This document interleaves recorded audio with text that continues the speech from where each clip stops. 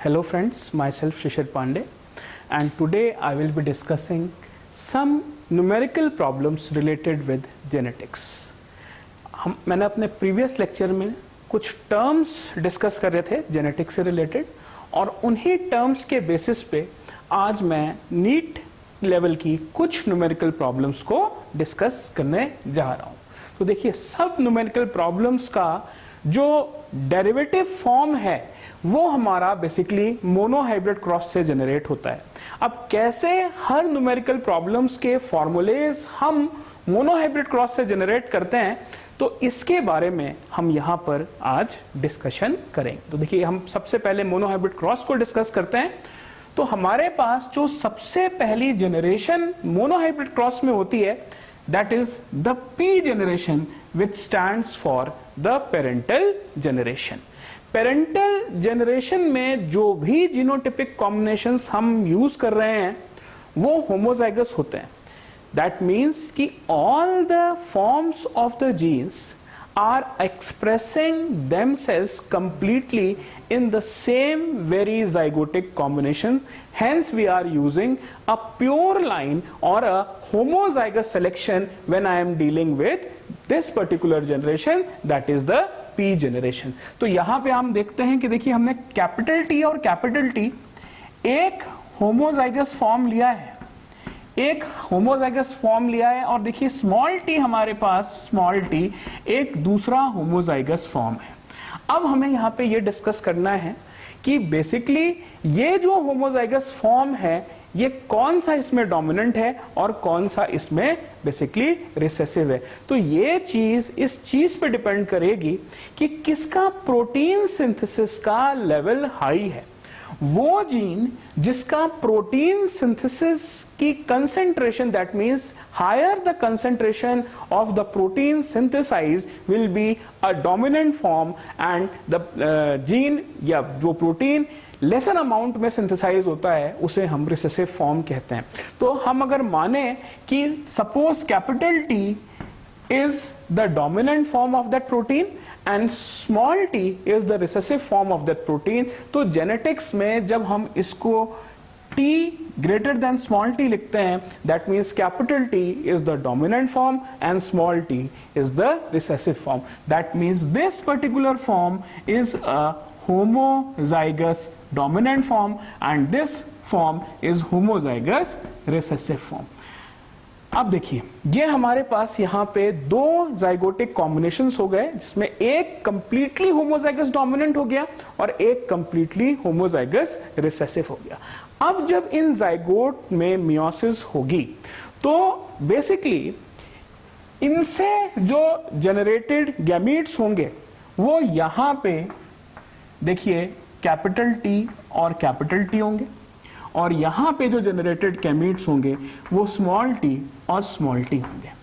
That means कि जब हमारे पास F1 जनरेशन आएगी, F1 का मतलब फर्स्ट नहीं होता, it is the first filial generation. तो यहां से जब हमारे पास कैपिटल T आएगा और यहां से हमारे पास स्मॉल t आएगा, तो हमारे पास यहां पर एक हेटेरोजाइगस फॉर्म का zygotic combination create हो जाएगा, and that's why F1 is always a heterozygous. Reason being, the parents in the parental generation are in pure line state, and pure line state is basically homozygous. Hence, only one type of gamete is basically borrowed from the each parent in the P generation. Hence, in F1 generation, the individual produced is always heterozygous. अब देखिए, जब यहाँ पे हमारा F1 में heterozygous individual आ गया, तो उस हेटेरोजाइगस इंडिविजुअल में सेल्फिंग होती है। सेल्फिंग का मतलब होता है सेम जीनोटाइप का क्रॉस सेम जीनोटाइप के साथ। तो हमारे पास यहाँ पे ये देखिए, ये हेटेरोजाइगस आ गया और ये हमारे पास हेटेरोजाइगस आ गया। अब अगर इसको हम class 10th 11th 12th level पे स्टडी करते हैं, तो देखिए हम इस तरीके से प्यूनेट स्क्वायर बनाते हैं, और हम जब यहाँ पे सेल्फिंग करते हैं तो हम इसके मियोटिकली गैमीट्स प्रोड्यूस करेंगे। तो जो meiotically produce different types of gametes होंगे वो कैपिटल T और स्मॉल t होंगे। And I am telling you what is the basic definition of selfing. It is the cross between a type of genotype with itself. That means यहाँ पे हमारे पास एक capital T और small t हो गया. अब important thing ये होती है कि यहाँ पे हमेशा ये लिखना चाहिए कि ये जो हमारे पास हॉरिजॉन्टल सेक्शन है ये किस तरीके के, किस पेरेंट से प्रोड्यूस्ड गैमीट है, और ये जो वर्टिकल सेक्शन है ये हमारे पास किस पेरेंट से प्रोड्यूस्ड गैमीट है. दैट मीन्स कि अगर हम इस कैपिटल T और स्मॉल t की बात करते हैं तो ये मेल पेरेंट से प्रोड्यूस्ड है, और अगर इस कैपिटल T और स्मॉल t की हम बात करते हैं this is produced by the female parent. अब जब हम इनके कॉम्बिनेशंस बनाएंगे तो हमारे पास capital T capital T, capital T small t, capital T small t and small t small t. That means कि अगर हमारे पास capital T is the gene which is governing the tallness form and small d is the gene which is governing the dwarfness trait of that particular character. That means हमारे पास ये वाला tall आ जाएगा, ये वाला भी heterozygous है जिसमें capital T small t पे डोमिनेंट है. That means the concentration of capital T protein is greater than small t, hence this will also be a tall form, this will also be a tall form and this will be a dwarf form. That means इस case में जो हमें plants के दो forms नजर आएंगे वो basically या तो टॉल होंगे या डॉर्फ होंगे. टॉल में 3 ऐसे इंडिविजुअल्स हैं out of 4 which are tall. Total individuals में 3 ऐसे इंडिविजुअल्स हैं जो टॉल हैं, इसलिए जो फिनोटिपिकली जो टॉल फॉर्म आएगा वो 3 आएगा और जो डॉर्फ फॉर्म आएगा वो 1 आएगा. That means the phenotypic ratio will be of 3:1. Now coming to the genotypic ratio, तो आप देखते हैं कि ये एक अलग तरीके का रेशियो है, ये दोनों एक तरीके के रेशियो हैं और ये एक अलग तरीके का रेशियो है. दैट मीन्स हमारे पास एक होमोजाइगस डोमिनेंट आ रहा है, 2 हेट्रोजाइगस फॉर्म्स आ रहे हैं और एक होमोजाइगस रिसेसिव आता है. That means the genotypic ratio will be in the order 1:2:1 in which this one will be homozygous dominant, this 2 will be heterozygous and again this one will be homozygous recessive. अब basically जितने भी forms of numericals हम genetics में generate करते हैं जो कि NEET level के लिए बहुत इंपॉर्टेंट है, वो इसी मोनोहाइब्रिड क्रॉस से जनरेट करते हैं हम. तो चलिए हम धीरे धीरे करके उन न्यूमेरिकल्स को डील करना शुरू करते हैं. तो this is basically the problem 1. If I am given a particular genotype, suppose I have been given a particular genotype, और देखिए ये जीनोटाइप मैं सिर्फ डायहाइब्रिड तक सीमित नहीं कर रहा हूं, ये जीनोटाइप मैंने एक पेंटाहाइब्रिड क्रॉस के लिए लिया है. और आप इसे कैसे पहचानेंगे कि ये पेंटाहाइब्रिड क्रॉस है? आप यहां पे देख सकते हैं कि यहां पे 5 कैरेक्टर्स के फॉर्म्स इन्वॉल्व हैं, hence this particular cross is a pentahybrid cross, and for this particular cross I have to determine the types of gametes formed. I have to determine the types of gametes formed. अब importance ये है कि हर बार हम cross नहीं बना सकते. बहुत simple सा फंडामेंटल होता है कि अगर हम मोनोहाइब्रिड क्रॉस की बात करते हैं तो हमारे पास 4 जाइगोटिक कॉम्बिनेशंस जनरेट होती हैं या 4 प्यूनेट स्क्वायर जनरेट होते हैं. जब हम डायहाइब्रिड क्रॉस की बात करते हैं तो हमारे पास 16 जाइगोटिक कॉम्बिनेशंस जनरेट होते हैं, और जब हम ट्राइहाइब्रिड क्रॉस की बात करते हैं तो 64 होते हैं.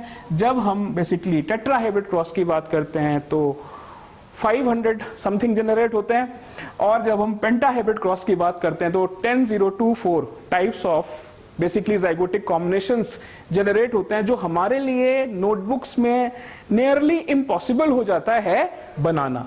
इसीलिए genetics is all about the formula terminology. तो हर एक चीज के लिए कहीं ना कहीं फॉर्मूला डिवाइस्ड है जो हम लोग को नीट लेवल पर पता होना चाहिए. तो देखिए हमें यहाँ पे टाइप ऑफ गैमेट्स निकालना है, तो इसके लिए जो फॉर्मूला गिवन है दैट इज 2 की power n, where n stands for the number of heterozygous pairs which are given, where n stands for the number of heterozygous pairs. तो आपको कुछ नहीं करना है, जो भी आपको एक पर्टिकुलर तरीके का जीनोटाइप दिया हो उसमें आपको सिंपली ये निकालना है कि उसमें हेटेरोजाइगस पेयर्स कितने हैं। और आप यहाँ पे देख सकते हैं कि यहाँ पे हमारे पास 4 हेटेरोजाइगस पेयर हैं। तो जो हमारा आंसर आएगा that is 2 की power n, that means where n is the number of heterozygous pair, and in this case I am having 4 heterozygous pairs, that means 2 की पावर 4, that means कि 2 2s are 4, 4 2s are 8 and 8 2s are 16. 16 will be the types of gametes that will be formed for this particular type of cross. अब इसकी relevance देखते हैं कि monohybrid cross से कैसे devised है। तो हम यहां देखते हैं कि देखिए ये हमारे पास होमोजाइगस पेयर था। अब यहां पे हमारे पास टोटल गैमीट्स जो बने थे 2 बने थे, लेकिन वो गैमीट्स सेम टाइप के थे, टोटल गैमीट्स थे, लेकिन उनका टाइप जो था वो बेसिकली एक था। दैट मीन्स कि ये वाला फॉर्मूला जब हम यहाँ पे मियोसिस अंडरगो होती है तो ये यहाँ से डिवाइज्ड होता है। तो जितने भी हमारे पास होमोजाइगस पेयर्स हैं उनको हम कंसिडर नहीं करते, तो बेसिकली हम सिर्फ हेटेरोजाइगस पेयर को कंसिडर करते हैं। और यहाँ पे देखिए ये पेयर होमोजाइगस है, और जब मैं यहाँ पे n की वैल्यू को रखूंगा तो यहाँ पे n की वैल्यू आएगी 0। That means anything raised to power 0 in mathematical sense is 1, hence the type of gamete formed in this case is one, that is capital T. Now coming to the next formula, so far as the numericals based on monohybrid cross is concerned, is determining how many phenotypic combinations will be formed. Then second type is we have to determine the number of phenotypic combinations formed for a particular cross, formed for a particular cross. तो जब देखिए हम इस चीज की बात करते हैं तो हमारे पास हम फिनोटिपिक रेशियो में चले जाते हैं। तो मोनोहाइब्रिड क्रॉस के लिए 2 फिनोटिपिक रेशियो बने थे, इसीलिए जो हमारा फॉर्मूला यहाँ पे डिवाइस होगा वो अगेन 2 की पावर n होगा। बस यहाँ पे 2 की पावर n में नंबर ऑफ हेटेरोजाइगस पेयर्स नहीं होंगे, यहाँ पे n में बेसिकली टाइप ऑफ क्रॉस होगा। टाइप ऑफ क्रॉस का मतलब ये है कि वो मोनोहाइब्रिड क्रॉस है, डायहाइब्रिड क्रॉस है या टेट्राहाइब्रिड क्रॉस है। Now coming to the solution of this question, अगर हम माने कि यहां पे n की वैल्यू 1 है, that means here in this case the type of cross is a monohybrid cross. The type of cross is monohybrid cross. Formula को put करें तो 2 की पावर 1 आ जाएगा हमारे पास, और इसीलिए देखिए मोनोहाइब्रिड क्रॉस के लिए जो फिनोटिपिक रेशियो आता है वो 3:1 का होता है।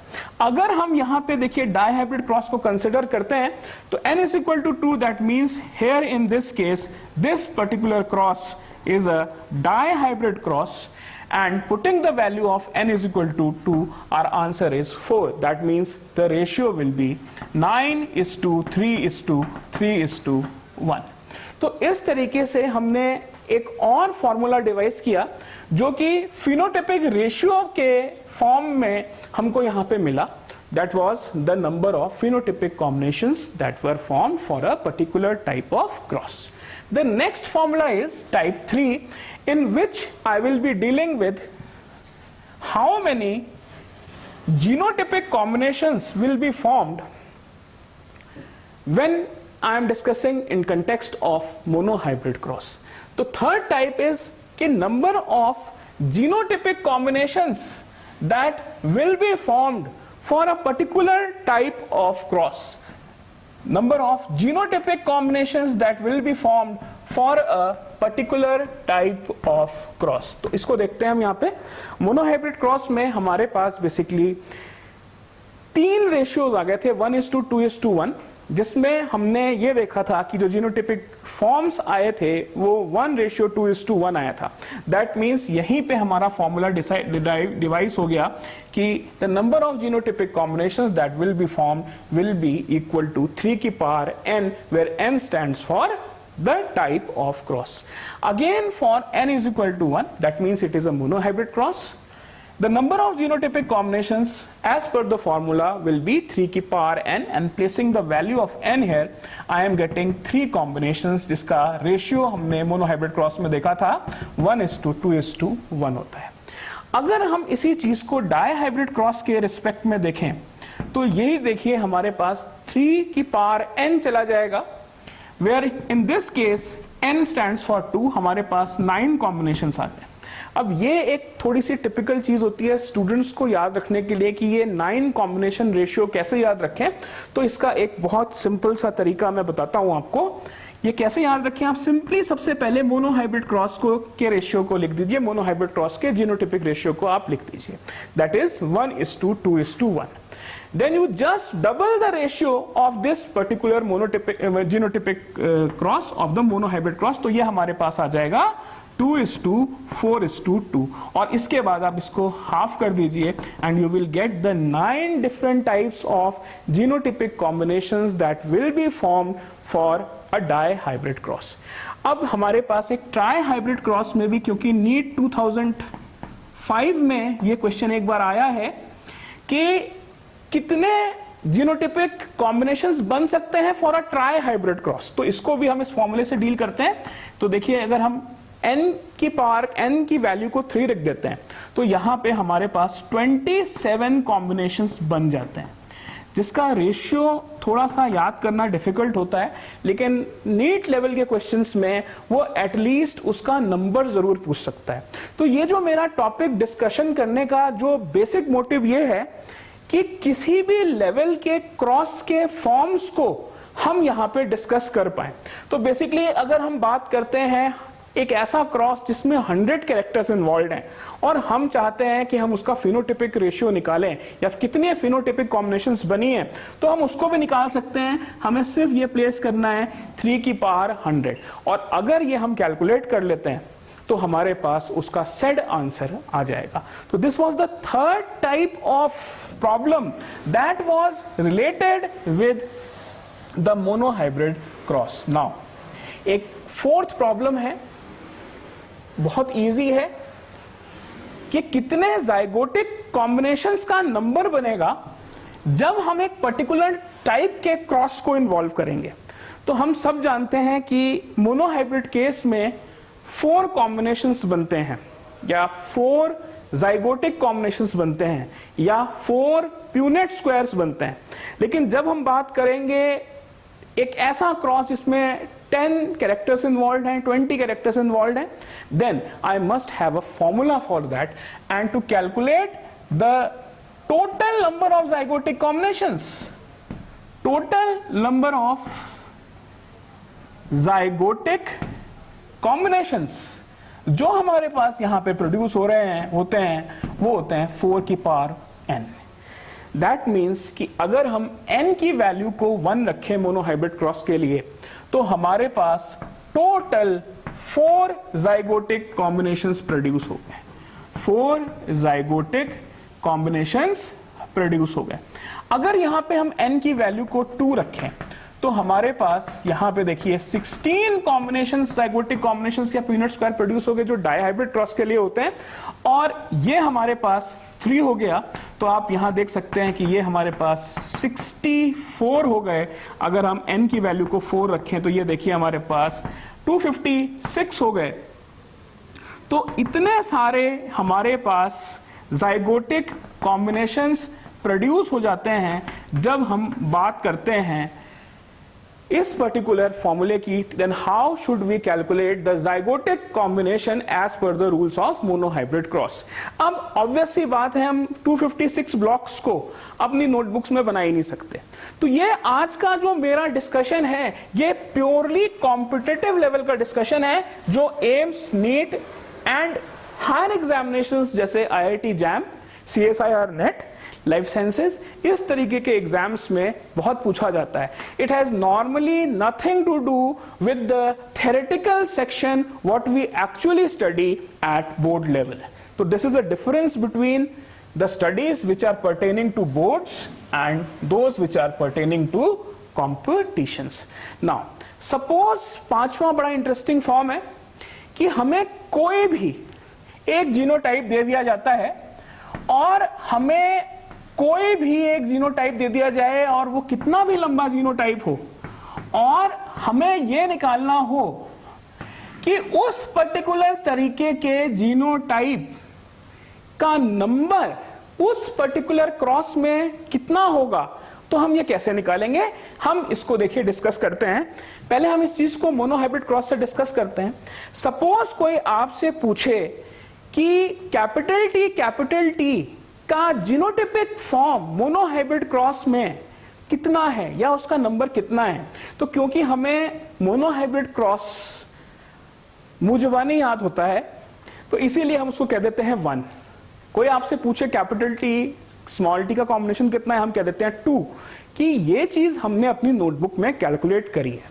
लेकिन कोई आपसे पूछे कि इतने बड़े जीनोटाइप का नंबर उस पर्टिकुलर क्रॉस में कितना होगा, then here comes the role of 2 formula. सबसे पहले तो हमें यह निकालना पड़ेगा कि यहां पे टोटल जीनोटिपिक कॉम्बिनेशंस कितने बनेंगे और जितने टोटल जीनोटिपिक कॉम्बिनेशंस बनेंगे उसमें इस पर्टिकुलर जीनोटिपिक कॉम्बिनेशन का नंबर कितना होगा। तो देखिए 4th रूल के हिसाब से जब हमने total number of genotypic combinations के बारे में स्टडी किया था तो हमने जो फॉर्मूला डिवाइस किया था इट वाज 4 की power n, where n stands for the type of cross. तो आप यहां पे जस्ट कैरेक्टर्स को काउंट करिए 1 2 3 4 5 6 एंड 7। दैट मीन्स 4 की power 7 is the total number of zygotic combinations that will be formed. That means the denominator term is the total number of zygotic combinations that will be formed. Question is कि इस 4 की power 7 में कितने individuals ऐसे होंगे जिसका genotype ये होगा। तो देखिए ये हम सब पढ़ते हैं कि फिनोटिपिक रेशियो क्या होता है, जीनोटिपिक रेशियो क्या होता है, लेकिन हम ये मिस कर जाते हैं कि एक और चीज होती है जिसको हम कहते हैं जीनोटिपिक फ्रीक्वेंसी। तो जीनोटिपिक फ्रीक्वेंसी होती है बेसिकली टोटल में एक पर्टिकुलर जीनोटाइप के कितने इंडिविजुअल्स प्रोड्यूस हुए उसको हम बेसिकली जीनोटिपिक फ्रीक्वेंसी कहते हैं। तो देखिए कैपिटल टी और कैपिटल टी की 1/4 होती है जीनोटिपिक फ्रीक्वेंसी, हेटेरोजाइगस स्टेट में 2/4 होती है, रिसेसिव स्टेट में अगेन इट इज 1/4। और इस पर्टिकुलर चीज को ही हमें यहां पे बेसिकली यूज करना है। देखिए इसको हम 7 जो एक हमारे पास सेप्टा हाइब्रिड क्रॉस है उसको हम अज्यूम कर लेते हैं कि वो छोटे छोटे मोनोहाइब्रिड्स क्रॉस हैं। तो बेसिकली हमारे पास जो ये आ रहा है ये एक हेटेरोजाइगस है तो इसकी फ्रीक्वेंसी 2/4 होगी। देखिए इसकी फ्रीक्वेंसी अगेन इट इज 2/4, इसकी फ्रीक्वेंसी ये होमोजाइगस है और हम यहां देखते हैं, देखिए होमोजाइगस की चाहे डोमिनेंट हो चाहे रिसेसिव उसकी फ्रीक्वेंसी 1/4 होती है। इसकी फ्रीक्वेंसी देखिए अगेन 2/4 हो जाएगी, ये again it will be 2/4, this is again 2/4 and this is again 1/4। क्यों? क्योंकि कैपिटल जी और कैपिटल जी होमोजाइगस स्टेट में और यहां पे देखिए स्मॉल सी और स्मॉल सी होमोजाइगस स्टेट में है, बाकी सब हमारे पास हेटेरोजाइगस स्टेट में है। We just have to multiply this factor and we will get our answer. That means 2 2 4, 4 2 8, 8 2 16, 16 2 32। That means 32 individuals out of 4 की power 7 will have this particular genotype। तो ये बेसिकली 5 बेसिक प्रॉब्लम्स थी जो कि monohybrid cross से हमने यहां पर डील करी और अपने नेक्स्ट लेक्चर्स में इसी तरीके की और इंटरेस्टिंग जेनेटिक्स की प्रॉब्लम्स को मैं आपके सामने लेके आऊंगा। Thank you.